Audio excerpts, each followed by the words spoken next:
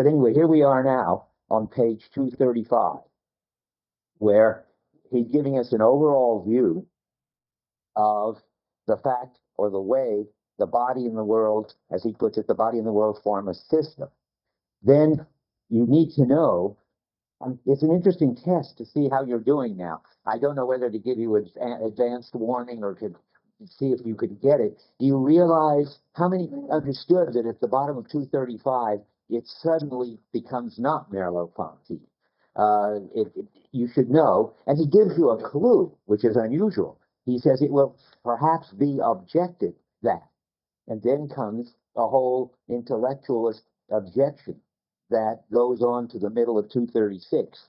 That is, the idea that he's opposing is that in our experience there are separable elements that are of experience that correspond to various aspects of an object as we go around it, a cube in this case. We see it from various projections, and that those can somehow be isolated as elements and then put together in some kind of intellectualist synthesis. That's what he thinks is wrong, that you can't get behind the unity of the object, or you can't think that you find beneath the unity of the object some sort of elements that need to be synthesized or unified. That's always, or constituted. Those are always, almost always, bad things to say. Sometimes he says in his own words synthesized, and sometimes he says constituted. At least that does confuse me, and I'll point out a passage. But generally, it's quite clear here that it's not Merleau-Ponty's view, it's the intellectualist view, and it's all about how we put together an object in conceiving of the whole cube, as he puts it. When he's talking about conceiving, and then he talks about conceiving my body as a mobile object. Well, that's surely all sort of as if I was doing all this standing outside, looking at the object as having these aspects and looking at my body as occupying some place in objective space. Then my body moves around the object and reveals these various perspectives. And then my consciousness, my transcendental ego or whatever, puts together these perspectives as perspectives of one object. That's exactly not his view. There's, when you look at 237, where he sort of tells you what his view is. And he uses the word constitute, so you can use it in general ways. But look on 237, it's the top. The cube with 6 equal sides is not only invisible, but inconceivable. It is the cube as it would be for itself. So he doesn't believe in that. He's going to talk, now skipping down about 15 lines. If there is for me a cube, that's the cube that you can understand, we're really dealing with 6 equal sides. And if I can link up with the object, this is not because I constitute it from the inside. It is because I delve into the thickness of the world by perceptual experience. One of the hard things about this chapter, it seems to me, it's so metaphorical. Sometimes I can't really tell. And if you can't tell, it's not your fault. Well, I don't know whether, well, I'm assuming he understands it, so I can't tell whether he understands what he's talking about. But I can tell that I'm not sure I understand what he's talking about, because I find myself sort of having to go back and fall into his same metaphors and say it all in terms so close to his that I'm not sure I'm conveying anything to you that you either don't understand already or do understand already. But I'm trying. But there's this alternative thing. If you go too far from his way of talking, you end up talking like an intellectualist. You end up close to some version of Husserl, and we don't want that either. So it's very hard to know. I used to think, well, we'll just get rid of all the metaphors. We'll just tell what literally happens. But I'm not sure there's any language for describing literally what happens. So you get things like you delve into the thickness of the world by perceptual experience. But let's try at least to say something, not in those exact words, which is something like, it's always, in my other jargon, engaged existence, plunging into a world that you're always trying to get a grip on. and you're always already involved in it. Sometimes it's called being in the world. This delving into the thickness of the world by perceptual experience is trying to describe your perceptual experience from the engaged attitude as a body moving around in a world, trying to get a maximum grip on things. I presume this is just another way of saying that, and that it if you one worries about it. At least have I captured it? I don't know, but I keep trying, and you can decide. On 237, here's what he says about it now. About two-thirds down. The cube is already there in front of me and reveals itself through the perspectives. Well, we've got to get used to that. That's the crucial thing. Which comes first, the whole object or the perspectives? And if you think that the perspectives come first, then you're in a kind of intellectualist view, a view that I think Husserl held at some point anyway, where you have to have something external to the perspectives, which he called the noema, which is an intellectualist structure, like a conceptual thing, which holds together in your experience the experience of the perspectives. And that's certainly what he doesn't want to say. He wants to say that you always see the whole object from a perspective, and that what comes first and doesn't need to be synthesized, and he's going to go on and try to tell you why, roughly to give you the feel for it, because your body schema takes it in and gives it to you as an object from a perspective. And that's not a job your mind can do, or your transcendental ego can do, or your concepts can do. It is a job that gets done by the body schema, that there is this object from a perspective. The body schema doesn't do it as a kind of copy of the mind, just unconsciously synthesizing the perspective. So how the body schema does it, we're not told, and that's fine. I think that's the right thing to do, because if he told you how the body schema did it, we'd be in intellectualism. When I hear it, I always think, and I think I said this again in the last lecture or the one before. I mean, you could think like this: your perceptual system does it, and you don't have the slightest idea how that works, and nobody in the world has the slightest idea how these billions of neurons do it.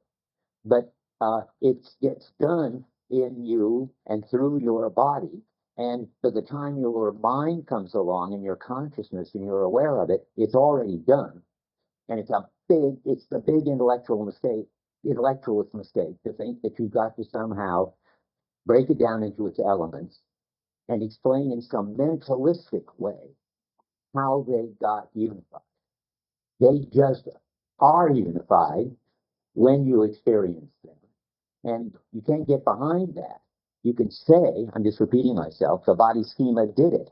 But the body schema can't be a rule or a hierarchy of rules, as Husserl calls the noema, for doing it, or you're in Kant, or Husserl, or C.I. Lewis, or some intellectualist view.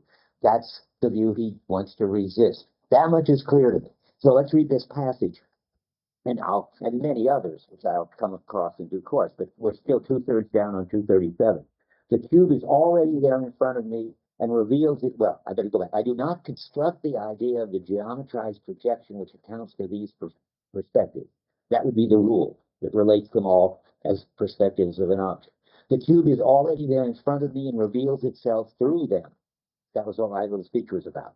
It's always experiencing the object from a perspective, but they're not experiencing an isolated thing called a perspective. This is holism. Top-down holism is another name for it, or he's going to call it but that's enough for me.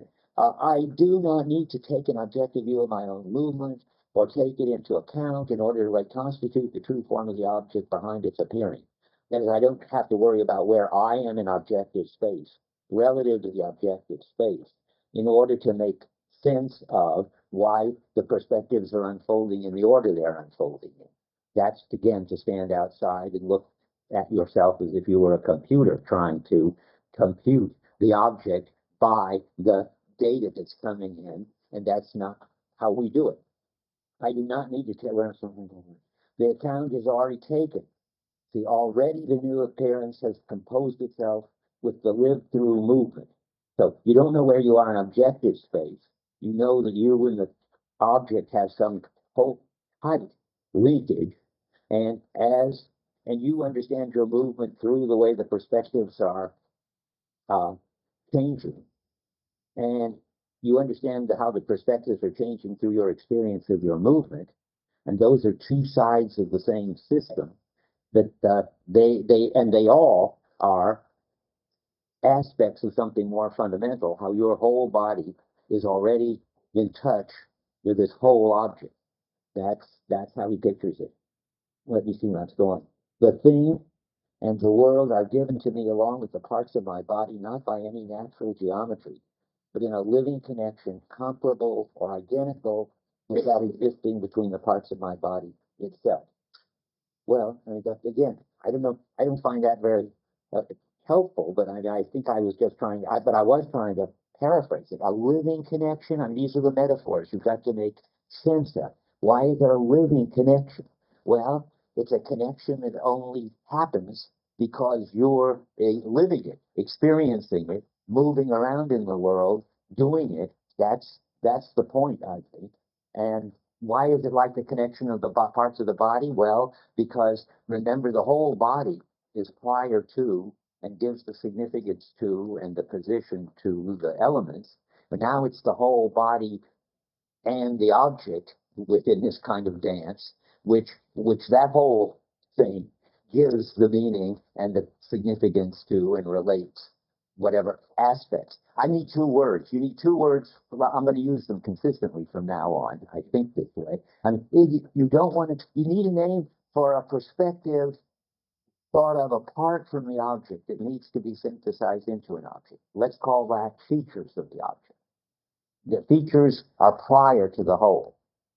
You also need a name for the perspective view of the object, which is the object seen from a perspective. Let's call that an aspect of the object, where aspect means situational, already embedded in and defined by its place in the whole. And and he's really saying you never synthesize features, you directly experience aspects in the fine jargon. Anybody want to say anything about this? It's quite a mouthful. Olivia and Alva, of course, want to say something. Point out an expression that Merleau-Ponty uses in the introduction in the beginning of the fourth chapter, the Phenomenology film. He talks about the Constitution without ideal model. Well, oh, good. Okay, this cuts both ways, but it's important to say. It says that. Yeah. Olivia, what's the where is it? About one page after the beginning of the fourth chapter. What's the fourth chapter? In the introduction. After in the Phenomenology. Okay, Alva will tell us what it is. Oh, sorry. In your edition, it is 1. In our edition, it is 61, way back there. Okay. Okay. I love these phrases. I'm surprised I haven't ever read this. I don't think I ever have out loud. Look at all. I mean, this is all this metaphor, but it's nice to read it again, just what I've been saying, and then we'll get to the place where I suppose I'll just fall on the place that Olivia is mentioning. Well, no, she talks about it's lower, but I'll get there. But I like to read it at the top here. Sense experience, third line. Invest the quality with vital value. I mean, there's all vital. Whenever you see vital, you could equally well say existential. It always is meaningful coping. Grasping it first in its meaning for us, for that heavy mass which is our body. Whence it comes about that it always involves a reference to the body. Let's skip some stuff here. What, the other book? In your edition. Yeah, on 61. I see where it is, but we should tell everybody. But I haven't got there yet. I'm now about 1/3 down on 61. Sense experience is that vital communication. He's only got one metaphor, really. It's alive, it's vital. So that vital communication with the world, which makes it present as a familiar setting of our life. It is to that. It is to it that the perceived object and the perceiving subject owe their thickness. That's another metaphor that he gets into every once in a while. I mean, think of the thickness when you just think of the house as you already see the house from the front. The back is already present. It's not a facade. That would be a perspective. it's it's an object from a perspective. That's the thickness. And then really wonderful, it is the intentional tissue which the effort to know will try to take apart. That's a weird phrase. Intentional tissue. I once had an idea of how to say that. I thought it was nice. Well, we'll get to what he means by intentional. And tissue, I think, is like body tissue. I mean, and it's the way the body and the world are so intertwined, finally, that you can't take them apart. I guess now that I think of it, intentional tissue becomes flesh, right? Yeah, intentional tissue is what he'll later call the flesh, and it's just the way that there's one big whole of which the body and the object are aspects. Now we're skipping down to what Olivier calls attention to. That I'm going to start a paragraph, a sentence, so I know where I'm going. Whereas these notions, what is these notions? Association and passivity are Husserl notions now that he writes that you're talking about. Whereas these notions take on their full meaning as sense experiences distinguished from quality, then association and affinity in the Kantian sense is the central phenomenon of the perceptual life, since it is the constitution without any ideal model of a significant grouping. Oh, I don't know what to think. It's odd to attribute this study to Kant of all people, the arch intellectualist. Is he saying that Kant doesn't have rules for synthesizing everything? Well, this is the rereading of Jan by himself. But what he talks about here is the meaning he himself gives to the Constitution. So this is a good expression, I think, because he remains to think that Constitution throughout the world, and it means this without ideal model, without proving. But sometimes I'll have to go back and look. So keep your eye open is all I can say. And my guess is right now, there are two senses of Constitution, because often the word Constitution turns up in these passages which are clearly not Merleau-Ponty and seem to have to do with this intellectualist move. You're saying Constitution never means intellectual. I'm not. I'm saying that the meaning Merleau-Ponty proposes it's an alternative meaning. You mean to use it both ways? When we see Constitution in the text, are we supposed to always think that it's a way of putting something together in terms of its holistic significance, not in terms of any intellectualist move? Or can it sometimes be intellectualist Constitution, depending on the context you're reading? It sometimes Depends on the context. The real meaning of Constitution is this one that's proposed here. Constitution without any ideal model is the real one. So it won't be called, okay, let's check this. It won't be called Constitution where I was just reading about it, because that was sort of insulting this by saying that an ideal model, right? On page 236. Is that going to be called Constitution? Let's hope not, because I'd be happy if he stuck to any meaning. Well, 236 is this whole paragraph, which is not Merleau-Ponty. It will be objective, starting at the bottom of R235. At the beginning of that section, the theory of the body is already a theory of perception. I don't think I usually mark it when I see Constitution that he uses it. Maybe I can do it at this point, Yeah. because what I'm saying is relevant to interpretation. Okay. Yeah? Yeah. Okay. So, as I understand you, Professor Dreyfus, what you're doing is contrasting sort of a strongly intellectualist view against what you think is the correct mode of view. And strongly intellectualist view, what kind of view have it? They're what we really see are features with your effective view, that is to say, aspects. No, not to say that. Sorry, that is to say, Isolable bottom. but he doesn't mean, I just want to remind us that feature in this sense doesn't mean the redness or the holiness. It means what's presented from perspective. What? No, wait, no, you can't say that. I'm not just confuse everybody. Feature would be the perspective, the way I mentioned it. Aspect would be the object presented from good. perspective. So what the intellectual feature that I want to reject says that we see perspective and synthesize a sense of the whole out of that through some intellectual act. And the good view says, no, we're always immediately aware of the whole. but we always experience the whole from a point of view, from a perspective. And that's, you use the word aspect in a good way. Right, that's it. And to make sense of that as a reading, you're forced to say that this large passage, you know, that is actually quotation marks, it's not monetized. This little passage, Let me just say, there's a third reading. The third reading, which says that simultaneously, yeah, that as it were, one can simultaneously, as a phenomenological matter, be aware of the whole by being aware of its aspect. yeah, So one experiences the whole in the aspect. through the But it's always through the aspect, but it's always the case that it's true, both that one is experiencing the whole and that one is experiencing the aspect. And so that there's no distortion phenomenologically saying that you're experiencing the aspect. And if the perfect one is defending that view, yeah. then you have a slightly different reading of structure that first paragraph. Well, so for example, Ben says, Wait, because this is going to shoot down at you. What?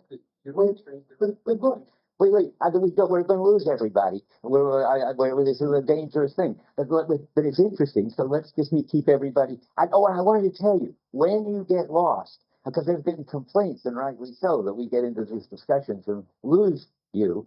That's a legitimate complaint up to now, but it's not going to be legitimate from now on, because it's your job to raise your hand and say, I don't know what you're talking about, you've lost us, and then I will either drop it and we'll talk about it later, or I'll explain it. That's what you're saying now?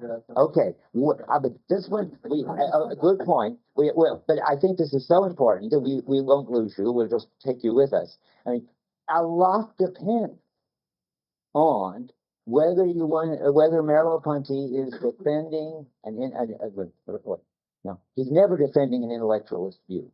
So the question is he presenting, as I think he is, an intellectualist view in this first paragraph, starting where it will perhaps be objective at the bottom of 135 and the top of 136 for us, which he is rejecting. And that would be a view that what is ultimately given, or given at all, but to talk to what Al was interested in, that what's given at all is a perspective of an object. A perspective, which put together with other perspectives adds up to an object. And I'm saying he doesn't think that's the case at all, because the whole determines the parts. And we're back to this thing. It's worth repeating endlessly, because you have to keep saying it. We're back to the house and the girl on Telegraph Avenue.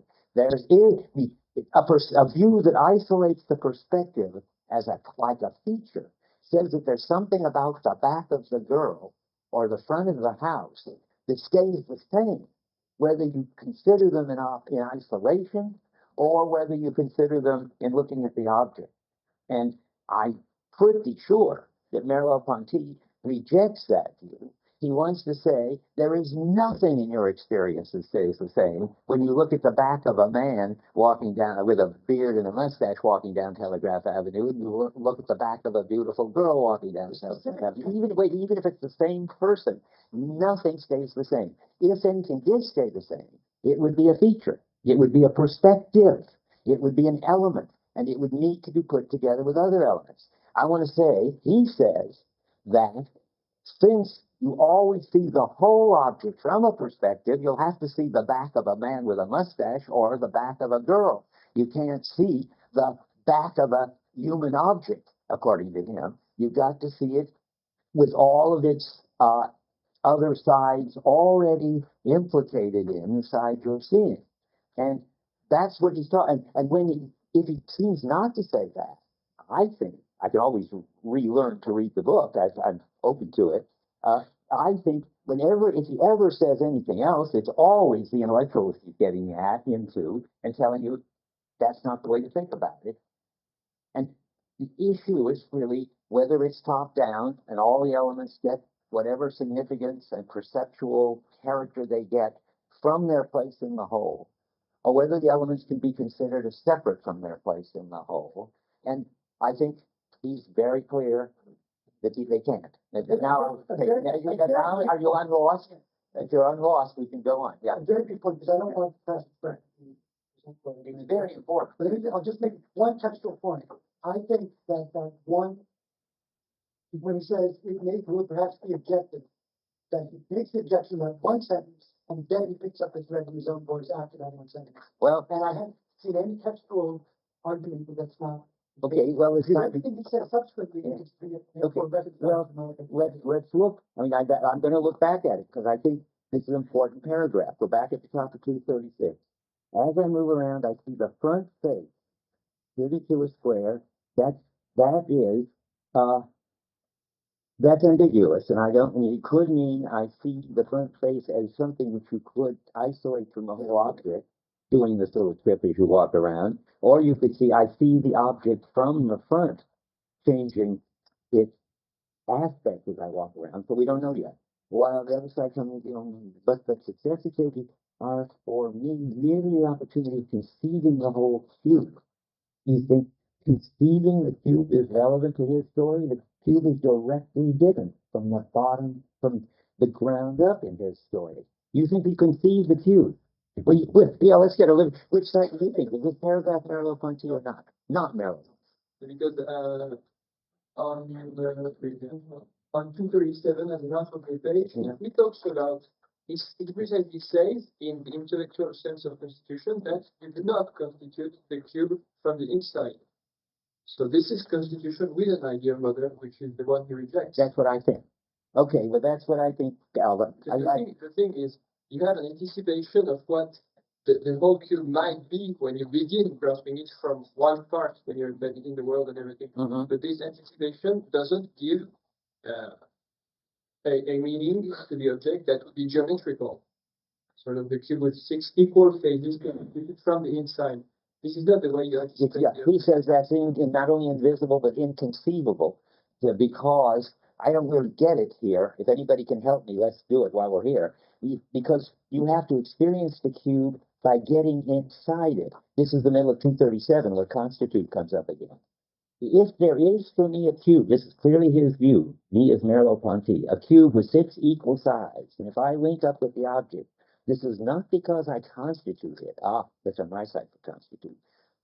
Constituted from the inside, but because I delved into the thickness of the world by perceptual experience, meaning that I just immediately have a house that's thick or whatever, right? And yeah. So we're back to that again. I mean, it's so obvious. Read the next sentence. Okay, let's read the next sentence. The cube with 6 equal sides is the limiting idea whereby I express the material presence of the cube, which is there before my eyes, under my hands, in its perceptual self-evidence. So it's secondary. What? It comes after. It comes after. Yeah. First you get to live cube, and then you can, of course, abstract the idea of a cube. He isn't against that. Expressing it is not, you don't have to express it in order to grasp the cube. That's right. You don't even have to have it. Apart. Yeah, the cube comes prior. The experience of the cube is definitely supposed to be prior. Yeah. Don't get lost. If you're getting lost, that's bad. But this is the crucial issue. We're trying to get clear about the difference between Merleau-Ponty's position and this very attractive, very similar intellectualist position, which comes to us from Kant and to me from C.I. Lewis, who was my teacher, and I had a break out of it. And it's so close to what Merleau-Ponty was saying, and so deductive, because it says you need a mental equivalent for every kind of meaningful organization of the elements that you've got. It's worth spending a lot of time deciding, one, which you want to believe, and secondly, which Merleau-Ponty believes. Yeah. I actually want to change the subject. Really? Okay, I'm ready to change the subject. Okay, at the bottom of that paragraph. No, naturally not. Okay, we got a whole, unless we use up the whole hour on this, I've lots of persuading passages we have to go on, yeah. Okay, at the bottom of that paragraph in 237, it says that the object, the thing in the world is given along with the parts of my body, in a living connection comparable or identical to that existing between the parts of my body. Yeah. That sounds to me kind of like the body schema. Yes. And so, but that suggests that the object is part of my body schema. So yes. That's how we're supposed to read that. Yes, in the end, he says amazing things. I can't open to them. Olivier probably can. My body and the object are really just two sides of two faces, two aspects of one thing. And the body schema. The next sentence. Where is it then? External perception and the perception of Western body. Very in conjunction, because they are two facets of one and the same act, right? So it is the body. But you can't. Here's another way to put it, and this may be very important. you can't have any access to the body schema as something you could entertain in your mind, as something you could describe as rules. What? That's separated from the world. And separated from the actual living of it in contact with the object. He's very clear about that. You have no access to it. It's not sensory motor contingency spelled out as a rule. There is no such rule. You have no access to such rules because there aren't any. All you have is your perceptual system is doing something we don't understand. And there's no middle story about some mental operations that we understand that don't happen to be there. The brain is doing something, the visual system is doing something, you're busy doing something, and that is the only access you have to the body schema is that a unified object is showing up for you. As soon as you think there's some third thing you can describe called the body schema, you've lost Merleau-Ponty. Now, maybe he's wrong, but that's his. Wait, no, Rick wants to say Yeah, I that. mean, in relation to the passage, so I just want to point out how these terms, external perception and perception of one's own body, this is exactly the point you're saying, how this is one thing, that perception implies proprioception. So that's kind of the theme of this whole section, the theory of the body is already. Yes, I mean, I like that slogan, which I came across in something you wrote, but then I began to be unhappy with that slogan. Let me see if I can remember why. Well, it was because in reading this, he didn't say it. It struck me as odd that he never talked about my feeling of where my body was, as if he thinks that I, in effect, know where my body is because I know where the object is, and vice versa. I don't need that proprioception to find out. But what you said isn't proprioception, you're intellectualizing. You're saying no. Yeah, okay, but okay, but proprioception is so. I mean, I wrote a note to myself. Merleau-Ponty himself says perception of one's own body. So that's all I. Okay, well that's good. Okay, if that's proprioception, that's fine. I mean, I do believe there is proprioception because there are these brain injured cases, which if anybody's interested, you should study, of people who don't have it. Yeah, a sense of your own, yeah, a feeling for your own body. It's knowing where your body is just by being it, in the activity of using it. That's the wrong way of saying it, knowing. Okay, again, okay, yes, sensing where your body is, right, in the activity of using it, and only through the activity of using it, that experience is called proprioception. And people who lack it can't even get across a room without having to see where the floor is, and where their feet are, and where their feet are, and that their feet are in contact with the floor. They have a really rough life. They are intellectualists. They have to keep performing mental syntheses in order to do all this, and of course that's disaster. Yeah. Okay, I understand that Merleau-Ponty is saying that the object is part of the body schema, but I'm not happy about that because I don't know what it means. And Well, I thought I could tell you what it meant. You can't describe the body schema except insofar as you can say that it's what's unifying the object when you're dealing with it. It's a claim that, unlike Husserl's noema, which Husserl thought you could describe as a hierarchy of rules for putting stuff together, and I think, unlike Alva's story, that there are sensory motor contingencies, and they are the sort of thing that we understand in the sense that we could write them out. And C.I. Lewis's view that there are meanings in mind, which says if I do this, I will see the table from this way, and if I do that, I will see the table from that way, and can write all that out. That's the concept in the concept table. Merleau-Ponty wants to deny that and say there's nothing you can say about the body schema except that if you get involved in coping, you will be presented with a thick, unified object. Okay. That's fine what you said. I'm more concerned about the issue of idealism that we were talking about earlier. Okay. Of course. Well, that's it sounds irrelevant. like one thing to say unifying the object, but I'm not sure that's the right thing to say. It constitutes our experience of the object. What does? The body schema, so that the object is what it is for us because of the body schema, which is like a background. So it's part of the body's, our experience of the object is wrapped up in the body schema in that sense. But there's a way of reading this that can be taken as very idealistic. In what sense? Why? Where? What? The notion of unification is something I mean, shouldn't, he's he's not in the unification business. Well, that was what you said. I said? No, unification. Did I say that? When did I say that? That's bad. I mean, I want to say it's already unified. that there's unification is idealist. It suggests that there are elements and that you've got some kind of mental activity that unifies those elements. I thought I said, or I meant to say, will you Kind of the unity of, but maybe they're. but anyway, I want to say, well, the perceptual system that's in your body somehow does it. I mean, you have to put together from the incoming, uh, uh, what does Gibson call it? The sensory array or sensory stimulus array. You have to put together moving around in a lot of energy inputs on the physical level the experience of the world. Somehow that gets done, but it doesn't get done by unifying elements. We don't have any. Wait a minute. It's so important to just get this insight. Of course, something happens on the physical level, and then something else physical, the brain, does something, and then there's an experience of unified objects. You never have a mental operation unifying partial experience of objects in Merleau-Ponty. And Merleau-Ponty's way of saying that is you don't have any access to the body schema except as you plunge into actively coping with unified objects. Then you can say that happens thanks to the body schema. But the body schema is sort of invisible. You can't say, if you say anything about it, you become an intellectualist. It's just the name for the fact that somehow or other the nervous system is doing this, and that's all.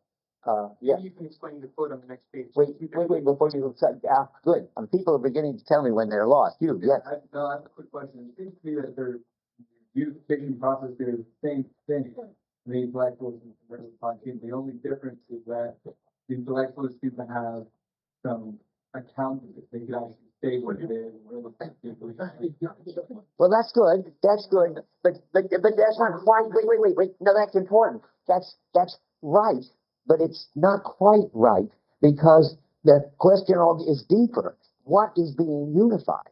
The intellectualist thinks he knows what's being unified, namely perspectives or features or what the sort of sense data-like stuff is being, mental stuff is being unified.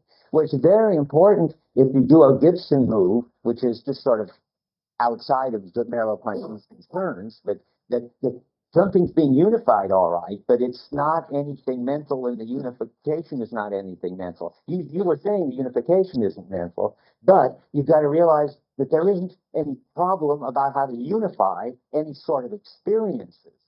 By the time you get to experiences, it's all unified already. That's the picture. If you keep that in mind, you will not go crazy, and you will not believe out, I'm afraid. At least not as I understand it. Yeah. So the second sentence of the chapter is, when I walk down my flat, the various aspects of the great stuff could not possibly appear as views of one and the same thing if I did not know that each of them represents the flats one spot for another, and if I were unaware of my movements, that my body is continually identity stated their movement. Now, why isn't that in Merleau-Ponty's own voice the expression of the intellectual position? Well, let me start putting in there. okay, well, let's talk about it. It's good to see. It's a challenge. I don't know whether yet I have to think about it, whether I think it's supposed to be something said at a level of generality that you can both give an intellectualist view story and his story. But let's see. So our own body is in the world as the heart is in the organism. That's another. Notice again how the picture is supposed to be. There's one big unity of the body and the world. It keeps the spectral constant alive. It breathes into it. Boy, a lot of metaphors and so forth. When I walk around my flat, the various aspects in which it presents itself to me. Now, I think that's fine, and I like the use of aspects.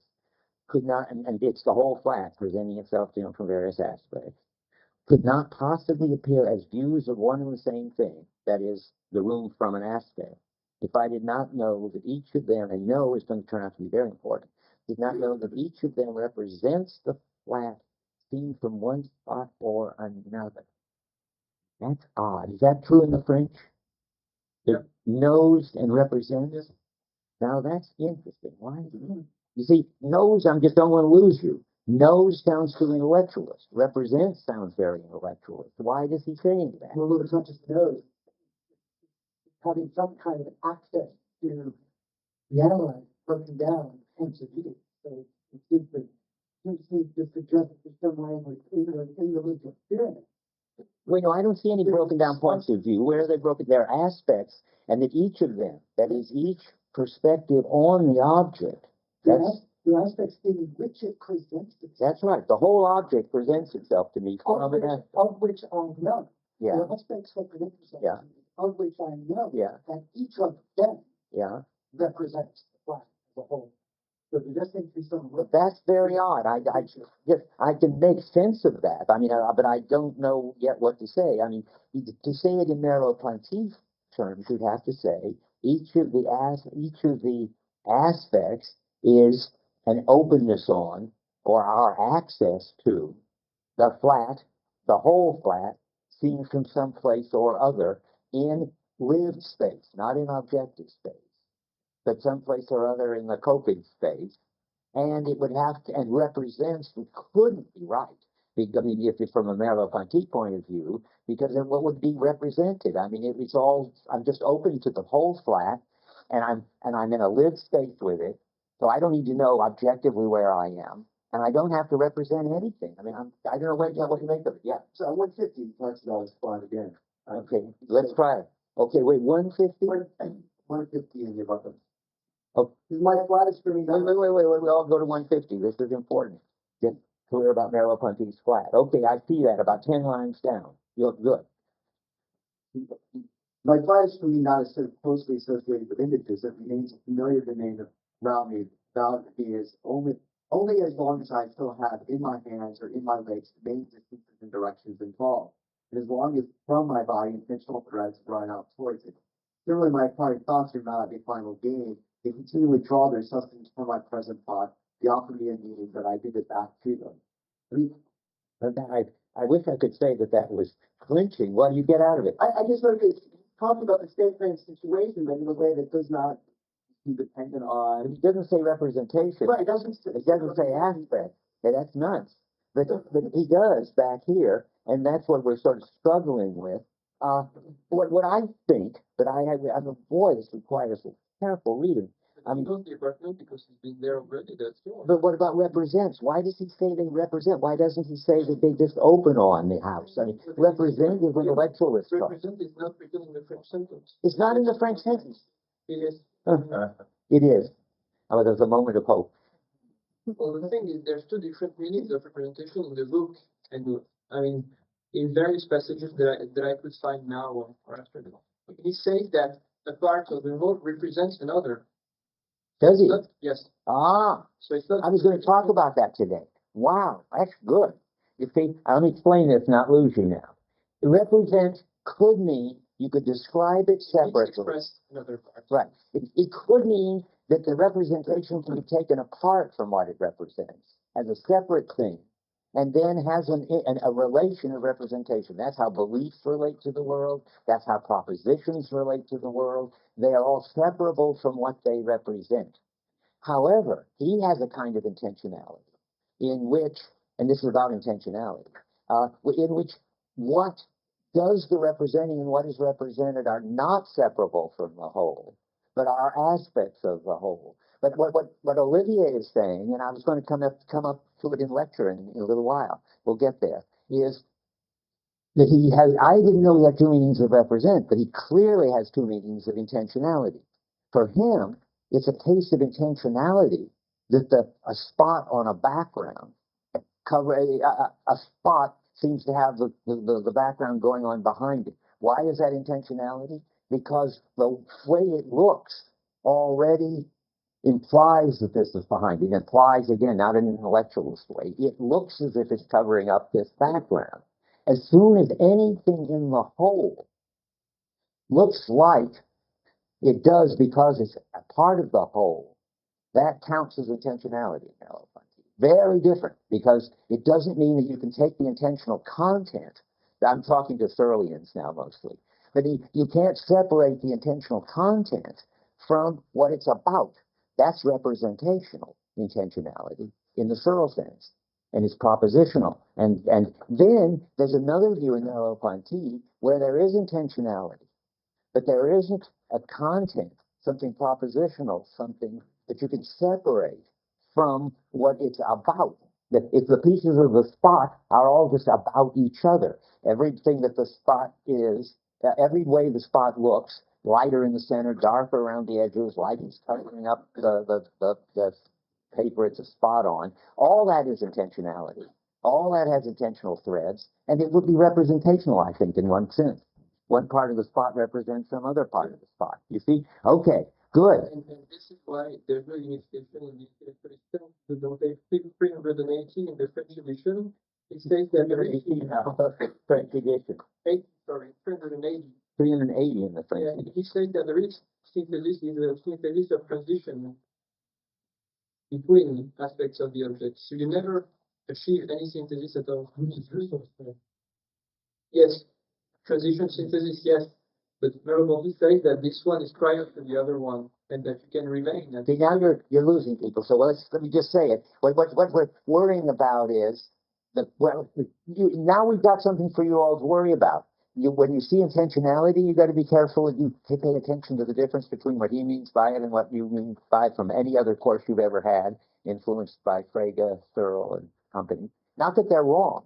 There's a kind of intentionality for mental stuff. Beliefs are about the world. That's intentionality. They represent the world.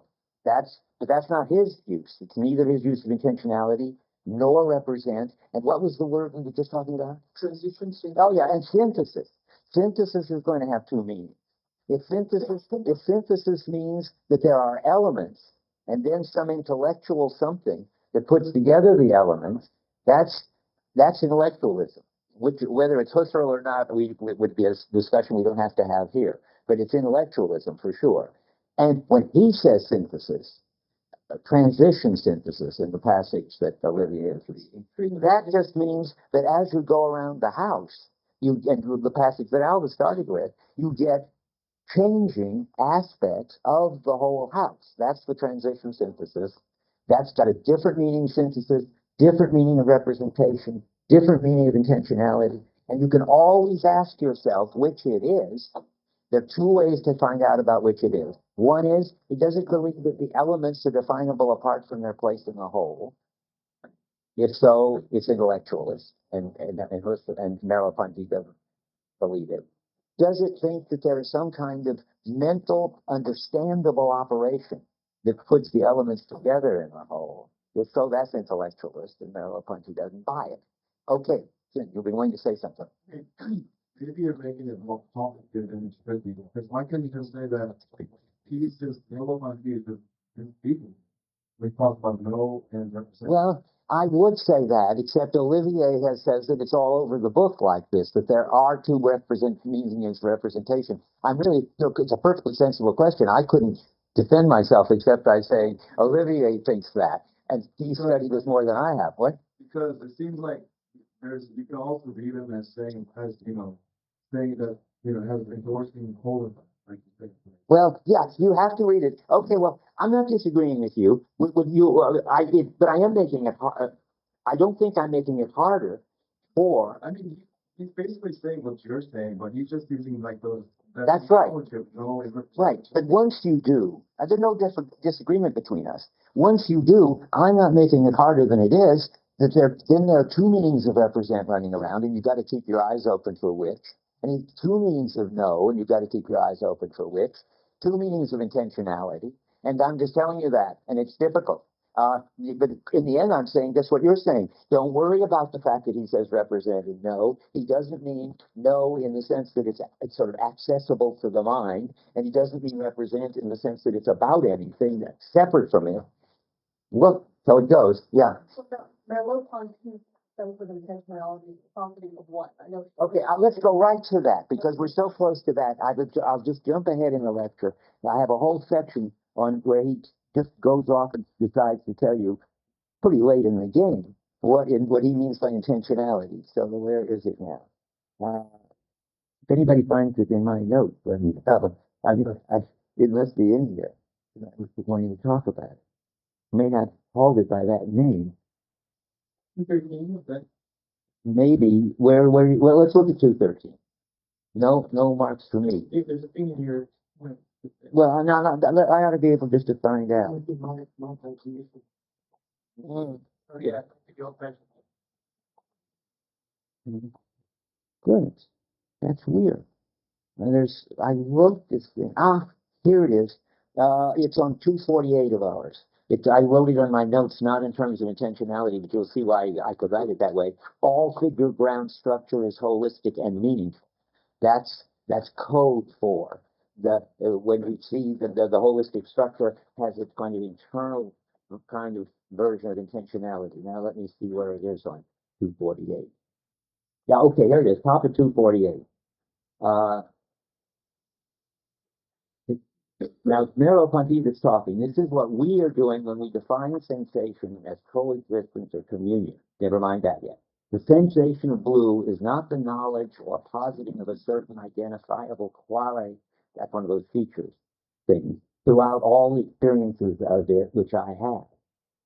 As if, let me just say, as if blue is like a color chip in which it's the same blue in a woolly carpet. I think I like red better. You mustn't think that just because the fire engine is red and the apple is red and the carpet is red, and that the same color chip for paint matches all three of them, that these reds look alike. There's the woolly red of the carpet, he says, or blue. In one place he says one, there's another.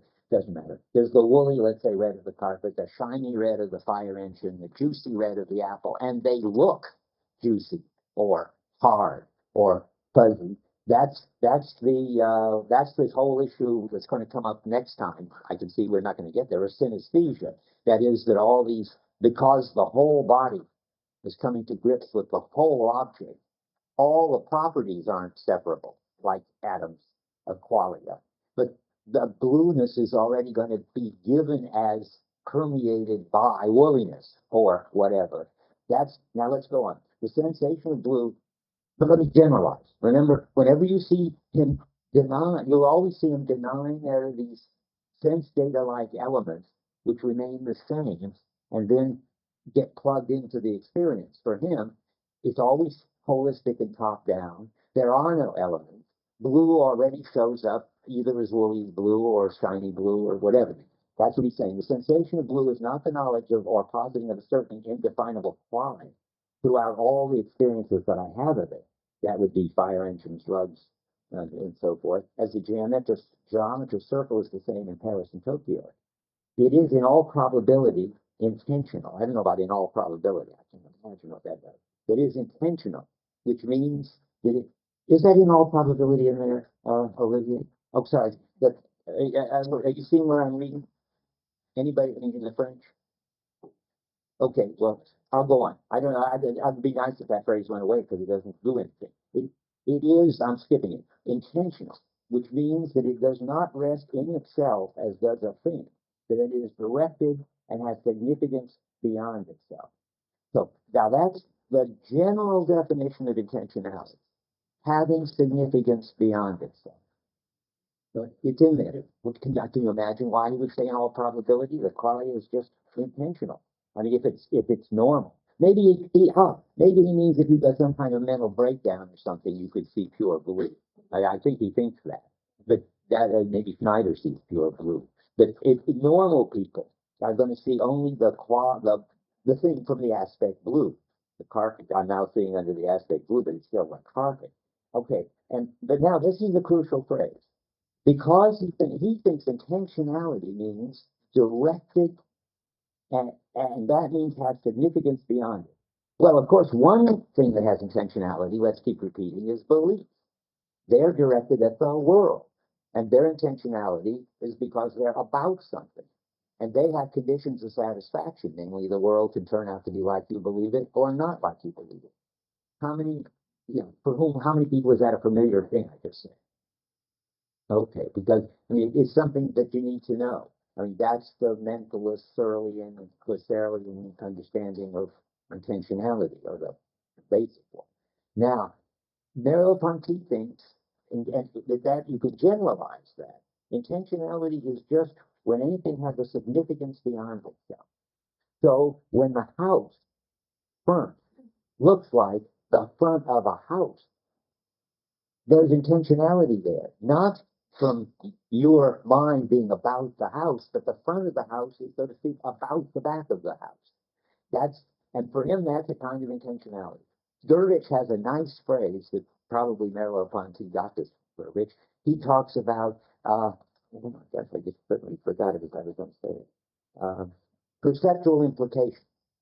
That means that the way the house looks, it implies the back, but it's not a rational implies or a mental or logical implies. Maybe Gurvitch is a double agent. You never know. So I'll stick to this. The front of the house looks like the front of a house.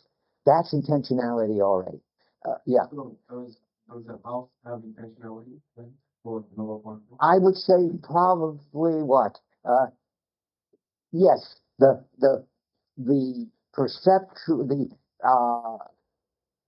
perceptual house, the house in this perceived world that we perceive, the front of the house has intentionality because it shows itself as the front of a house. Now wait, I've got other passages because that's such an amazing thing to say. So on 249, about 2/3 down, he talks about the mutual, how each part of the whole is sensitive, in quotes, to what happens in all the others and knows them dynamically. Well, there's a funny use of knows, which he puts in quotes, knows them dynamically, he puts in quotes. He's quoting Curler, the Gestaltist. But what's going on there is a way of talking about how the parts, I'm sorry, there are no parts. Each part of the whole is an aspect to put in if you want. Although part can mean element, or there are certain You words. didn't talk about parts. It's not a problem. You can talk about parts. Yeah, I agree. You can talk about parts as long as you don't think it's in mind that they're determined by the whole structure. That's right. You can talk about parts as long as they are like aspects. They are not elements or features. As long as they're not atomic, as long as you couldn't take them out, then it's all right, a part. So, and the part is like the front of the house, the front of the house, which already is sensitive to and knows dynamically that there's a back there. What does that mean? It looks like it's hiding a back. Yeah. I just want to register the strangeness of this usage. I mean, it sounds like to me that he's assimilating intentionality to holism, and that just seems like a regular way to think. I think I have to think about it, but I mean, I think he wants to say that he needs some way, maybe intentionality is a bad word because it's already been taken, Prager paid for it, and he owns it, but, or whoever did, Brentano, I guess, owns it. But anyway, there is a meaning for intentionality around, but he needs to say in some way how the aspects refer beyond themselves, and it can't be refer in the way that representations, the way beliefs refer about the world, and so he needs a word for the sensitivity of the aspects to each other. And maybe he shouldn't call it intentionality. He calls it, remember, he's got intentionality in its intentional tissue. I mean, it says intentional. Yeah, okay, well but there's intentionality around. Let's see, intentional there, Parks knowing something, I'll find an intentionality quote. By the way, let me tell you, and then I'll find it. There's the intentional tissue talk, there's the intentional arc talk. Those are all the same things. Those are all holistic kind of intentionality talk. But I hope I can find another mention that will help. Let's look around. I thought I had several. For Merleau-Ponty, I wrote him meaningful equals intentional. Oh yeah, I thought I would try to explain this is a challenge. You want intentionality always to have conditions of satisfaction. That's what makes it intentionality. So sort of an answer here, partly we can deal with what James said. The excuse for calling this intentionality would be to say, but it's got conditions of satisfaction, and therefore, why shouldn't we call it intentionality? Now look what happens. If the front of the house looks like it's hiding the back, and that is, it has that, it implies that it's got that intentionality, it refers beyond itself, and you go around and you discover there's no back. You just failed to satisfy the conditions of satisfaction. It's a version of, if you believe that there's a back and there's no back, your belief is false. But it wasn't a, that would be a kind of representing, the belief one. But it has the characteristic of a representing without a representing. Namely, it looks already as if it's hiding a back. And so, how are you going to, I want you to know this because someday this problem's going to hit you, and I might as well save you from a night of puzzlement. But if the front looks like it's hiding a back, then how could it turn out that there wasn't a back? And I've already said this with the girl on Telegraph. Well, it will stop looking that way when you go back and look at it again. That's how you can see that it's failed. I mean, the one place Husserl says the knowing may explode. You can't quite say that, but you say, well, your expectations and all your sets for the house go clong, bong, like with the back of the girl, and all of a sudden it's different. And then that's what happens. That's falsification. It gets, and the funny thing is, let's go through all this. It gets retroactively crossed out. Listen, it says, what does that mean? I can't even remember what the back of the girl looked like because it's clearly the back of a guy. So that my memories get changed when it goes wrong. I think that's generally right. It's like if you see the cat in the trees, you'll be trying to solve this puzzle and all you see is trees. And in one moment, boom, you see the cat in the tree. Can you remember the trees before the cat was there? No. Retroactively, it's got a new intentionality. It's got a new conditions of satisfaction. There's now a cat. And so the important thing is, and now I was going to do it with the block. I decided I had to see if I could do it with the spot on the paper because that's his minimal gestalt. You remember, seems like years ago when we started the book, there was a spot on a piece of paper, and he went on and on about it. I think I should tell you where it is because I can't expect you to have a grasp of this book. No one. Where is it, the spot on the paper? Oh, here's the woolly red carpet on page 5. Who would have thought? Everything is everywhere. See, he's written a holistic book, it occurred to me this morning as I was brushing my teeth. No wonder you can't tell where anything is, because anything belongs everywhere. Because everything implies everything. So, what? Well, you can know your way around it, in spite of that fact. But what you can't do, is know where to look for anything, because look, who would have thought the carpet issue, right in the middle of page 5 here, is something which is really going to be discussed only when we get to the thing. We haven't even got to the carpet issue. Then if we can fit in. So I'm looking for the spot. The spot is very early on. Could I just make an observation? Yeah. Yeah. You might think that just extending the thought about the intentionality of fundamental, that the fact that it uses the speaks against being intentional and love, really. Well, because after all, a belief is only about the world so long as you believe it. Right. And recognizably false. And it retains its reference identity. This is That's interesting. That's very interesting. That's right. That's one of the important differences, whether you're a holist with your intentionality and representation story. Right. Notice your belief, even when it turns out to be false, that's a good thing to point out. You still can have the belief, and now you know it's false. But when your look at the girl from the back turns out to be a man from the back, you can't continue to have that look of the girl from the back and attached to it false, misleading. It shifts. It starts looking completely different. Maybe what one wants to say is that in fact, psychologically, the first person, once you know the belief is false, well, you can't believe it. That's true. It loses its aspect for you. That's true. Truth telling us. Right. Just as the house. Okay, good. That's the other half of it. But you can separate the proposition you believe from and entertain it without believing it. Whereas on this story, you can't entertain the look of the back of the girl while knowing that it's the look of, while you're looking at the back of what you now know is a man, according to this. story. So let me tell you about the spot, the middle of page 4. This is the minimal intentionality, though he doesn't call it that. He says, when Gestalt theory informs us that a figure on a background is the simplest sense-giving available to us. Sense-giving is going to do this job of perceptual referring. We reply that it's not a contingent characteristic and so forth. No, he's saying it's always part of a field, he says, but where do you get a description of this? Oh, here it is. I'm sorry. Page 4, higher up.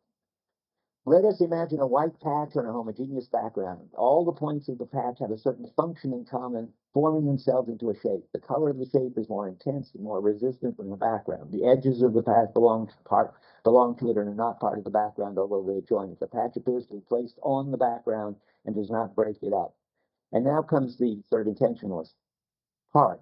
Each path arouses the expectations of more than it contains. And this elementary perception is therefore already charged with meaning. I would rather say sense. I think you better leave meaning for belief. Sense is this more minimum thing. So the word is in French is sens, and so it's better to call it meaning.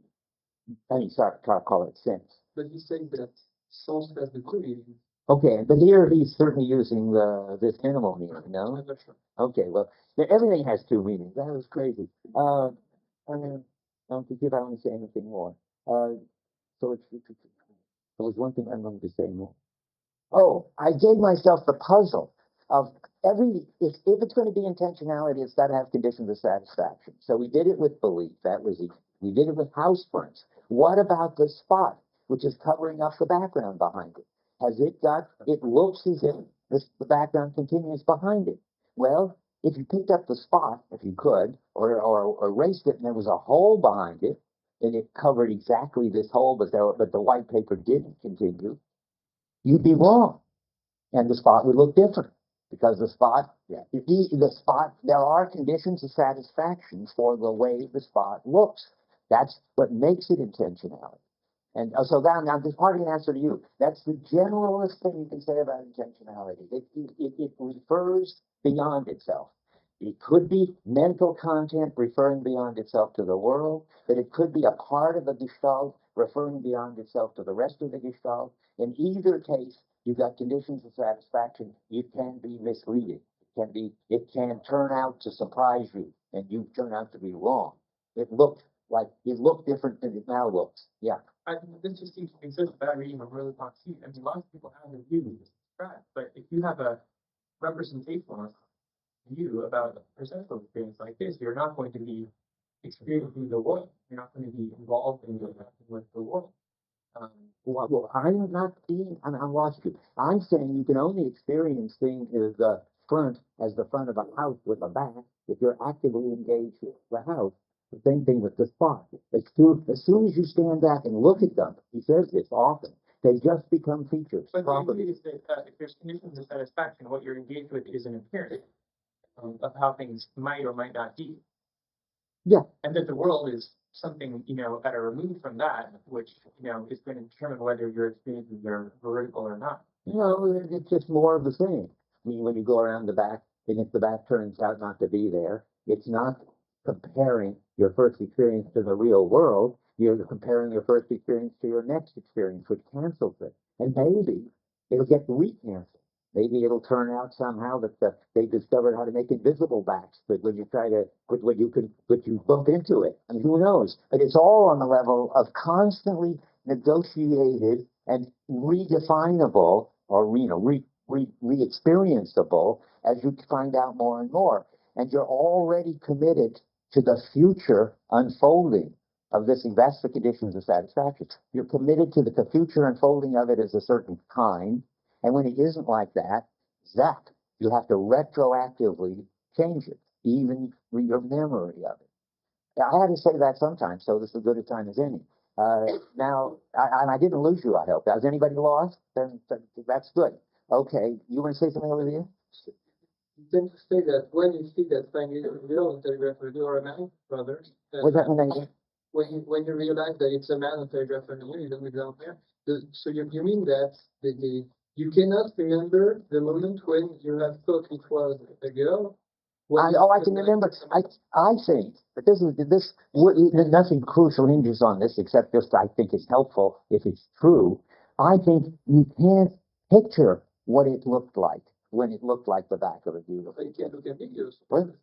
This is what Merleau-Ponty calls the ambiguity, which I mean, it's ambiguity. yes, it's a very crucial word that he uses for the movie. It means that it can be, maybe you expect it to be a girl because, well, girls have long hair more than men, but Yeah, but I mean, No, it could be that I mean, this is just getting sort of, I'm afraid, uninteresting. It could be you kept an ambiguous you feeling. said that the whole thing is redrawn. Yeah, well, that depends. This is too trivial. But I mean, you could either look at it with ambiguity and look at it in a way which you saw you were trying to stay neutral as to whether it was a man or a woman, or it could be either. That would be the ambiguity. You just don't know yet. If that's how you're looking at it, then it won't have to flip when you go around. But that's a very abnormal way to look at it. When you're looking at it, it's like trying to say, I don't know whether I'm in a movie set or not. So I won't look at this as a facade, and I won't look at this as a house from the front. I'll leave it ambiguous. Well, then, whatever it turns out to be, you won't retroactively change.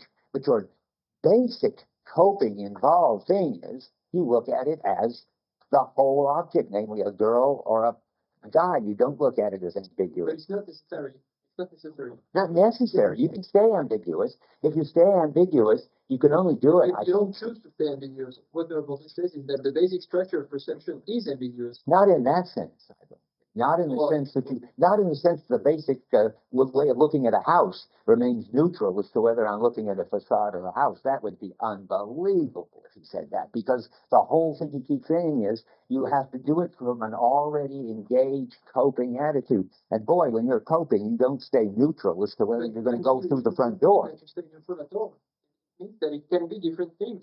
That when it's The house could be a facade and not a facade, but boy, if you've got to look like one of the other. How it's going to turn out. That's what you don't know. You can stand back intellectually and say that, but that doesn't. But the house looks like you're going to go and be able to go through the door. You make an anticipation. Yes, that's right. You're open. Yeah, but it's not an ambiguous anticipation. You're set to go. You're involved. You're set to go through the door, the front door, and the front door looks like it leads to the interior of the house. It looks like it, and your body's set to go through it, and it's looking that way of two aspects of one thing. And now you could try to go through it, and bang, you hit the wall. Normally, you wouldn't stand back and say, well, it's either a facade or a house. It's a door. It looks ambiguous. It looks like maybe I can go through it. Maybe I can't. That's not the normal experience. Ambiguity doesn't depend on you. It's within the structure. Okay, well, even worse, I don't believe for a minute that the house front looks sort of like a facade and sort of like a house. And what? Indeterminacy that No, that's not the kind of indeterminate. It either looks like a house. This is incredible. This is regression. It's craziness. It either looks like the front of the house, which but that it's indeterminate. Whether it's how many windows it's got on the back, maybe it's got no windows on the back. We'll never know about the cracks in the floor, he says, and all that. It's never completely determinate. But that doesn't mean it isn't at all determinate. It doesn't mean that all I ever have is something which could possibly be a front, possibly be a facade, possibly be a laser image, possibly be a hallucination, all ambiguous, and then I find out that just makes no sense. Yeah. It seems like there's a harmless understanding way, like I think you think really the opposite. I think really intended where there's two senses of phenomena or two senses of experience. So I think an appear to be the way it is, making an appearance to not be the way it is. And so we need this thing, we need this kind of ambiguity to account for the fact of the illusion that we experience. And so that's all. I think what you're saying is probably true, but I just don't want to answer it another ask. I don't want to bring in Heidegger. But I just want to do the same phenomenon. And so there is no neutrality. There is no, meaningless look of the object and ambiguous and nonsense. It's that it's already one way or the other. The fact that it's already one way or the other is what makes it I think that's what he's suggesting with the text. Of course, if it's, okay, if that's, I don't think that could be what they mean by ambiguous. I mean, then it wouldn't be a way of looking. Either it looks like it's already one way, or it looks like it's the other. It doesn't look like it's one way or the other. Okay, Jennifer wanted to say something. Wait, I want to get one more thing. That's all right. You sure? Yeah. You look very worried. No, I am very worried, but I'll. No, tell me why you're worried now. I'll tell you later, okay. I'm worried when you're worried. Okay. Yeah. I just wanted to say that I think that your discussion of the intentionality side of the house is really interesting. And then the question is, it goes back to what the man in the back said. What's the explanation then of the medium of the intentionality? It's kind of clear with the intellectual story here. Okay, well, I'm going to say it again because I think it's so important. I mean, there is no medium of it if that means anything that you could ever think or analyze. In my reading of Merleau-Ponty, something happens. I keep saying the physical energy comes in and the perceptual system, which is just a more physical stuff, does its thing, and basins of attraction form in this piece of matter up here. That we don't know anything about that. We got theories, but they're all pretty pathetic. And we've got an experience of houses from the front. How it's a falling into an intellectualist trap to think that there has to be a mental explanation. When you say sentence to me, Yeah. when the sentence refers to the world, Right. I can appreciate the significance of the sentence, its intentionality, that refers beyond itself, because I understand the language. Now, when I look at the facade of the house, I experience it according to you as referring beyond itself to the back of the house. Is that because I understand the language? No. Maybe it's because I understand if I were to go behind the house, I would see it. Yes, maybe. See, it's great to have Alva. He's the perfect example of what happens if you translate this into something intellectual. That is, it could be that I understand something like a rule that for houses, they have backs, and if you go around, you'll find them. And you can do that. You can turn it into a belief. You could turn it into something you understand. But Merleau-Ponty at least thinks that basically you don't do that. The body schema does it outside of consciousness, and you don't do it. Remember, one does it. That's in our reading for this time. The perceptual system does it. And you can't ask, this is a Gibson-like point, how the perceptual system does it. It just does it. And what you get is this world. The burden of proof is, I don't know who has the burden of proof. So either Alva has the burden of proof to say why we need a mentalist explanation, or I have the burden of proof to say why we don't. Here's what makes it pleasant. You say it happens outside of consciousness, but what's not outside of consciousness is the anticipation. Is that there are conditions of satisfaction. That's right. The object has conditions of satisfaction. That is, it looks a certain way, and it might not turn out to be that way. But whether it looks that way because of any sort of mental operations, which might be, that we have a concept of house which tells us that a whole lot of things about what we could do and what we could see, and synthesizes all that. That would be the mental. It's not the object's conditions of satisfaction that matter. Yeah. Objects are neutral. It's the experience of the object. I experience the whole house despite only having immediate access to the front of the house. So there's got to be some story about the way in which the rear of the house is present in my experience when it's hidden by the front of the house. Yes. And you can't just say the brain does it. Why not? Well, because that's not explaining how it seems present. There's a phenomenological effect that seems present. That's right, but that's bigger goal. The code word for this we have to both agree in Merleau-Ponty is the body schema adjustment, right? And now then we're trying to figure out what that means. The body schema is precisely not representation and judgment and intentionality. Precisely, it's precisely not judgment, and it's representation in one sense but not another, and it's intentionality in one sense but not another. But the objection, Bert, is that what you've done, you've taken the notion of intentionality and just by caveat subtracted judgment and those kinds of things. Absolutely. But what you've done is just taken out the explanatory framework. Yes. Because the moral of today's lecture, we have to stop, is don't ask for a mentalistic explanatory framework. It's a trap that's been around since Descartes. Well, no, you can, well, I'll keep intentionality. I'll pay it when it comes around on Saturday, as Lewis Carroll says. Okay.